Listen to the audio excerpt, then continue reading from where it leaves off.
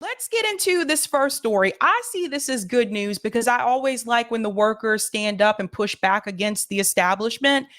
And that story is coming out of Los Angeles, California. Now, about a week ago, I told you it was possible that hotel workers in LA could go on strike. Now, this is huge. There are a lot of hotels in Los Angeles. Obviously, this will affect tourism, and it's happening 4th of July weekend. So that's a big travel time for a lot of people. Well, it is actually happening. Let's go ahead and get into this clip here from NBC News. Well, thousands of hotel workers in Southern California are hitting the picket lines this 4th of July holiday. The union representing local hospitality workers are demanding better working conditions as they seek a new contract. NBC News correspondent Nyla Charles joins us now with more on this. Hey there, good morning. So these workers, they're members of what's called the Unite Here Local 11. That's their union. Explain to us how this got to this point of actually going on strike. What are they looking for here in this new deal with management? Well, first, Savannah, you cannot ignore the timing of this, right? This is one of the busiest travel weekends of the year, and these hotel workers are going on strike when a lot of people are coming to Los Angeles looking for a stay at a hotel. Well, and that's exactly why I say the timing of this was absolutely perfect. How many people travel for the 4th of July? Imagine if they did this over, Christmas or something like that. But how many people are out and about or they need a hotel room for the week or the weekend of the 4th? This is the largest hotel strike. And it's not like it's just the Marriott hotels. It's all of them in Los Angeles. So just keep that in mind. Well, this is what they're demanding. They make about $20 to $25 an hour. They want a $5 raise right now, also asking for annual raises and more benefits as well. They say ever since COVID, they've been understaffed and underpaid. And that's why when you go to a lot of hotels these days, you're seeing housekeeping services available upon request. And that's. Let's go back for just a second. I want to highlight the wage because that piece will be important when I show you the cost of living for California. Ever since COVID, they've been understaffed and underpaid. And that's why when you go to a lot of hotels these days, you're seeing housekeeping services available upon request. And that. Sorry, I didn't go back far enough. Okay, here we go. Looking for a stay at a hotel. Well, this is what they're demanding. They make about $20 to $25 an hour. They want. Hold on to that piece right there. Currently, they earn $20 to $25 an hour. Now, depending on where you live, that could sound like a significant hourly wage, like $20 to $25 an hour in a state like Alabama actually may be okay. But is that enough to live off of in California? I'm going to go ahead and cheat here and tell you no, but then I'm going to show you why it's not enough. On a $5 raise right now, also asking for annual raises and more benefits as well. They say they're asking for a $5 raise. So if they're making $20 an hour, a $5 raise will be $25 an hour. If for the ones who are making $25 an hour, if they get the $5 raise, it'll be $30 an hour. I'm just going to go ahead and tell you, even $30 an hour is still not enough to live off of in California. So they're actually shortchanging themselves. But see, here's the thing. Part of the problem is a lot of times the workers don't know how much they're actually worth. And a lot of times they don't know how much they really should be asking for in reference to a living wage, particular to their area, their district, their city, their state. And if I were a part of this, knowing what I know, I would have told them they should be asking for more. And here's a report that explains why. But we'll get to that in just a second. One of the other things that she mentions is that there's a shortage of staff in reference to hotels. This is not just California. This is all across the board. When I was in Maine recently, it's the same thing. It's become more the norm now, where housekeeping upon request, where housekeeping doesn't show up every morning to make the bed and clean the room. So it's almost like, on an as-need basis because of the shortage of staff. So that is happening. Ever since COVID, they've been understaffed and underpaid. And that's why when you go to a lot of hotels these days, you're seeing housekeeping services available upon request. And that speaks to the shortage of workers that hotels are already facing, even leading up to this strike. So listen to what the union told us about why they're demanding this right now. The hotel executives have been raking in money since the middle and beginning of the pandemic. They've gotten $15 million of bailouts from the government, while the workers, the dishwashers, the servers, the housekeepers are barely scraping by. So there's Hold on to that for just a second when they talk about the people who own these hotels. Think about how much the family that owns the Marriott, think about how much money they make a year. Intercontinental, the Ramada, the Hilton. We know the Hilton family makes a lot of money. So these people are making millions and millions of dollars, and they want to shortchange the staff, right? But this isn't uncommon. It doesn't matter what industry. Usually this is kind of how it works. This is a prodigy of a prodigy. This is a part of capitalism. This is how it works, where the few people at the top are getting most of the money, and then the people at the bottom are exploited. Housekeeping is not an easy job. I'm gonna tell you, it's not just housekeepers, but housekeeping is not easy to do. You have to turn those rooms, but you have to turn those rooms quickly. So just think about that.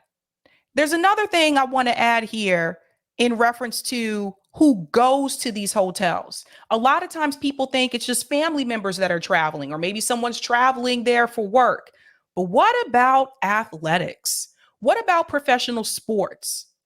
Do you know how many times baseball players have to travel throughout the year? You know how many games professional baseball players play? Where do they stay when they travel to those cities? They stay at hotels. Think about how this could really hit hard. So any baseball games coming up in LA right now, you don't have a hotel to stay at. That's why I thought it was smart that they did this when they did it. The timing is very key. Concerns really echo concerns from workers across the country who say their wages aren't stacking up when you look at inflation. Of course, now these hotel workers are asking the hotels themselves for more money, given the fact that they're bringing in a lot of profits right now. Savannah? Let's talk about the other side of this, Nyla. What are we hearing from hotel companies, hospitality companies about these negotiations? Hotel companies say even though they've offered these workers half of the raise they asked for, they still have no deal. At this point, negotiations are at a standstill, Savannah. The hotel companies are accusing the union of not coming to the bargaining table for days now. So now in just several hours, we'll see thousands of hotel workers across Southern California striking just as people are coming into the city looking for a place to stay for the 4th of July. Savannah? All right, Nyla, thank you so much. It's definitely going to be interesting to see as this unfolds over such a busy travel period. We appreciate you covering this. And that's why they did it when they did it. Now, Robert just brought up a point here. Yep, especially working class minor leagues, college and high school. Yeah. Yes. Baseball players and basketball players play more games than football players. Like these guys are traveling for most of the year. So that's something to think about. Now, there's another piece that I want to bring up here in reference to the workers, because I do want you to hear from them and not just a commentator on CNN. Now, this is from, or in NBC News, whatever, same thing. This is from More Perfect Union. 15,000 hotel workers in Southern California are on strike, walking out of massive hotels like the Hilton, the Ritz-Carlton, and more. This strike is the biggest labor action in the industry in over 50 years. I'm telling you, this is huge. Why are they on strike? Now, you heard about the hourly wage. They're making $20 to $25 an hour. That is not enough to live off of in Southern California. But do most of them even live in the LA area? Let's hear what they have to say. Imagine having to commute so much that you can only get about 3 hours of sleep at night. That's just a day in the life for Brenda Mendoza, a hotel worker in LA. We make sacrifices for our families.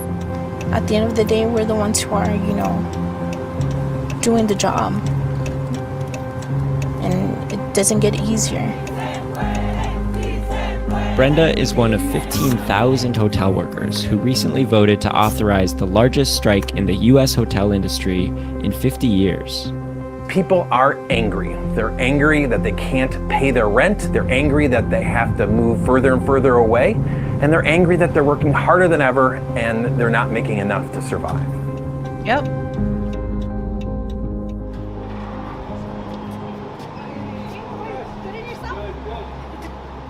I work at the JW Marriott. I'm a uniform attendant, and I've been working there for about 13 years, give or take, 13, 14 years.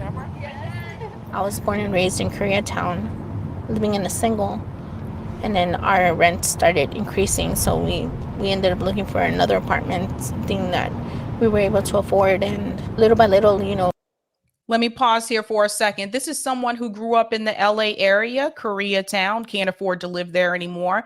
They've been pushed out due to gentrification. And it's not just Koreatown in LA, it's Chinatown here in Boston, it's Chinatown in New York, like all of these neighborhoods in these cities where they've basically been like a piece of home for people who have immigrated to this country, and their children were raised in those neighborhoods. A lot of the people that built those neighborhoods and who those neighborhoods were originally for can no longer live there. You can say the same thing for Harlem. If you go to Harlem now, Harlem looks nothing like what it used to look when I first went there like 15 years ago. It's very much gentrified now. So this has happened all across the board. So she couldn't afford to live in the home where she grew up, so she had to move further out. Now, here's the problem. Usually where the rent is cheaper, there aren't as many jobs there. So you still have to commute into the city. So now you have a longer commute. Capitalism. it's been forcing us to move further out. My commute used to be like 10 minutes, and now it's become like 2 hours and a half in the afternoon and 1 hour and a half in the mornings. To save money on gas and car insurance, Brenda drives with her whole family in one car. So she's carpooling to save money on gas. And this is actually one of the things that someone who's trying to help you manage your money, they would advise you to do. Why don't you carpool? She's already doing that. It's California, a very expensive state to live in. Can she help where she was born? Can she help where she was raised? No, none of us can. None of us had a say or a choice in the matter where we were born and where we grew up. So this is a bigger issue. It's not just about the hotel strike. This is a small part of a larger issue. And that means an even longer commute. They usually leave the house at 3 a.m. and don't get back until 9 p.m., which doesn't leave much time for sleep. Sleeping, give or take 2 hours and a half, 3 hours is max during the week. This is not the American dream. And you know what? She's not alone. Even here in the Boston area, when I worked at MIT, there were people working at MIT that were commuting 2 hours to work. This whole 2-hour commute thing is not unheard of. That's what I want people to really grasp. There were people coming from the Cape, taking their car to the train station to get on the train, then to get off that train, get on another train to get to MIT. By the time you get through all of that, almost like 2 hours, they say drive and just pay for parking. It ends up being about the same. It ends up being about the same. But they can't afford to live closer to their employer because the rent is too high. So they have to live further away. This is not a life for anyone to live. Anytime you're having to commute 2 hours to get to work, by the time you get home, you have enough time to what? Maybe cook dinner. If you don't have time to cook dinner, you're going to grab something very quickly that you can eat, which is probably not going to be as healthy for you. And then it's time for you to maybe watch one show and go to sleep. Is there any time in that day for you to go to the gym or for you to work out at home, for you to take care of yourself? Not really. It is easier to be healthy when you are not poor. It is difficult to be healthy when you are poor. You see, they have the longer commute. You see, they're making less money. What else are they supposed to do at this point? And so some people will recommend just move, just leave California. Moving costs money. And if you don't have family members that will let you stay with them, save up money so that you can move. Not everybody has that. Not everybody has a mom and a dad that they can stay with and not pay any rent for like a year or two and save up their money and get out. So this is something that people need to understand. That's why I hate this whole, pull yourself up by the bootstraps mentality, because there are no boots or straps for some people in this country. Sometimes I don't even take my lunch those 30 minutes that's supposed to be my lunch, I take them to try to, take a nap. More and more workers are having to double up, 2 or 3 families into one apartment. Others have to move further and further away to places like California City, Lancaster, Barstow. I've never even heard of these places. Lancaster, if you're watching and you live in California, let me know. Lancaster, Barstow, I've never heard of those places, but I can see that LA is all the way down here. Looks pretty far to me.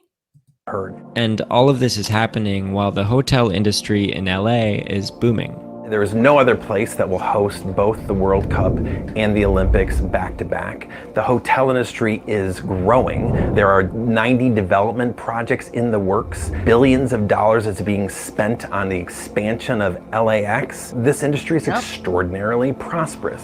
They can't afford it, to increase their wages, to pay their employees more. Workers are asking for a $5 raise up front and a $3 raise each subsequent year of the 3-year contract. That's not going to be enough. I'm going to show you why in a second. But the hotels aren't coming to the table. The hotel is not bargaining with the workers. They're just not. It is not acceptable in the middle of the greatest hotel boom in the history of Los Angeles that the industry would fail to even put a penny forward, not even a penny, in terms of a counter proposal. On June 8th, hotel workers voted overwhelmingly to authorize a strike. If I'm a tourist coming in July, I would be thinking about remaking my plans, because when you show up, you will not have clean rooms, you will not have food, you will not have banquets, you will not have any services. So what he's saying is that they actually need those employees. I would suggest that everyone take a break from LA on July 4th weekend.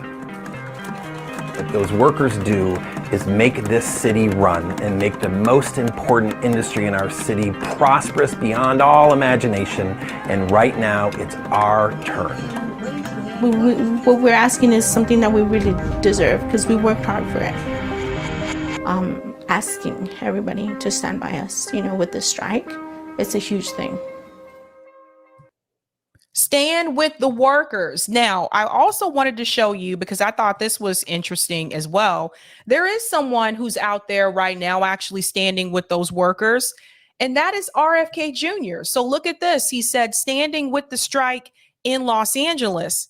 Listen to what he had to say. Hey, everybody, I'm at the Fairmont Hotel in Santa Monica. These are workers in the hotel on strike now, and they're on strike all over the city. Many of these ladies have worked for this hotel for over 30 years. They do not make enough money to live in Santa Monica or anywhere nearby.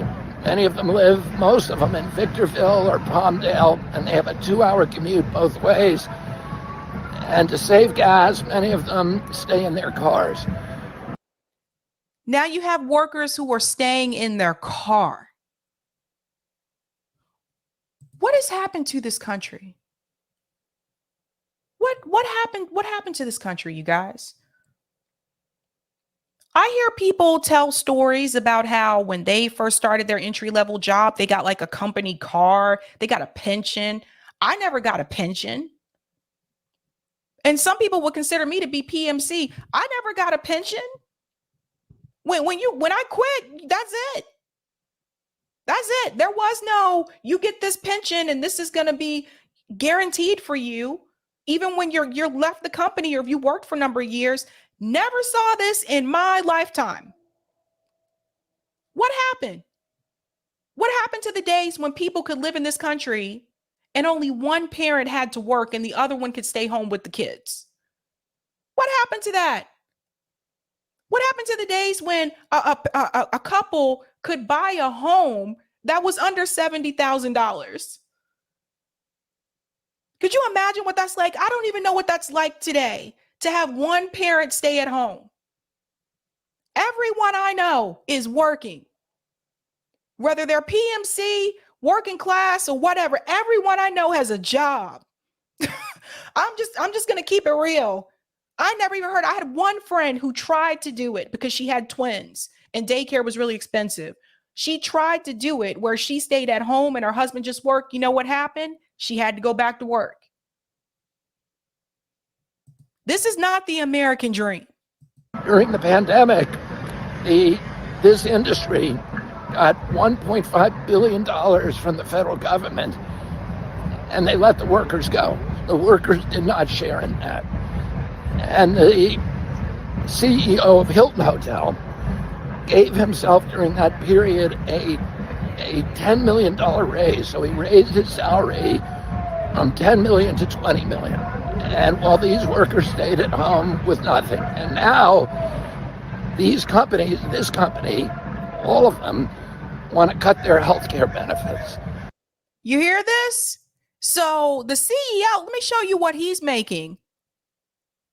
This is crazy. The CEO of the Hilton Hotel gave himself during that period a $10 million raise. So he raised his salary from $10 million to $20 million. So the CEO of Hilton can give himself a $10 million raise, but they can't give the workers a $5 raise. This is capitalism. This is a big problem. And there's no one to check the CEO. Who checks the CEO? Who supervises the CEO and says, wait a minute, you cannot just give yourself a $10 million raise? Where are the checks and balances? How is this even allowed to happen in this country? And while these workers stayed at home with nothing. And now these companies, this company, all of them want to cut their health care benefits. So they are on strike, and I'm very happy to be here supporting this strike. We are not going to give you a $5 raise. Oh, and by the way, we're going to cut your health care benefits, which means they would have to pay full price to go to the doctor. This poverty crisis, that's what I'm gonna start calling it. A poverty crisis that is happening in this country is not okay. It is not okay. This is why we need health care for everyone. So you're not depending on your employer giving you health insurance. They can change the healthcare plan. That's up to your employer. It's not up to you. This year you could have Blue Cross Blue Shield. Next year they might change it and you got Aetna. What do? Now all of a sudden you went from having no deductible to a $5,000 deductible, which means you have to pay out of pocket until you reach that $5,000 before the insurance company will pay anything. But people keep saying we don't need. Now, here's the thing. RFK Jr. just told you they want to cut their health care benefits. But RFK Jr. also said in the Breaking Points interview that he doesn't think Medicare for all is feasible, that he thinks everyone should have health care, but he supports also having a private option. How can you see it? How can you see it and not be like, no, that should definitely be one of your demands. Health care for everyone. Thank you.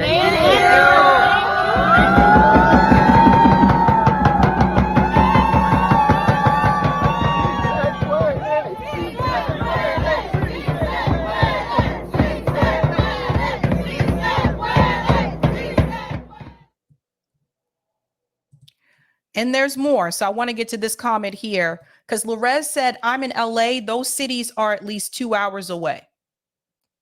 And that could be without traffic. I don't know if it's with 2 hours without traffic or 2 hours with traffic. Lana says for LA, even $80K a year is not enough. My comrade JB's in the house said, many of us have poor parents. There you go. There you go. Jay says, what the hell is Oh, I should explain. I'm sorry. What the hell is a PMC? PMC is professional managerial class. That's what that stands for. So yeah, but I'm going to show you why that $5 raise is not going to be enough. Now, just the other day, we went over the cost of living report for 2023. I did this report for 2022 as well. And I want to show you because I actually shared this on Twitter because people who are complaining that these workers are asking for too much, you need to see it. So I shared that they were going on strike. And then I actually shared this information about California. LA hotel workers are on strike. According to the NLIHC 2023 report, workers need to earn a minimum of $42.25 an hour to rent a 2-bedroom apartment in California. Shut it all down. And here it is. So you can see it for yourself. We went through all of this. I think it was Thursday or Friday, Sunday. We went through this on Sunday. So it shows you, you can see it for every state when you look at that report, how much you really need to make to live in your state. The most expensive areas here, it's even higher. Santa Cruz, San Francisco, San Jose, which goes all the way to Santa Clara, Salinas, Santa Maria, Santa Barbara. Santa Cruz, you really need to make $63.33 an hour. Like, this is crazy. San Francisco, you need to make $61.31 an hour. So this is the problem. So this is why I said asking for a $5 raise when they're making $20 an hour, $25 an hour, that's still not enough money. They need to make at least a minimum of $42.25. And if anybody has contact information with that union, please feel free to share this information with them and let them know this is what you really need to be asking for. And they can share that report with the hotel supervisors to explain to them, this is why we're asking for this money.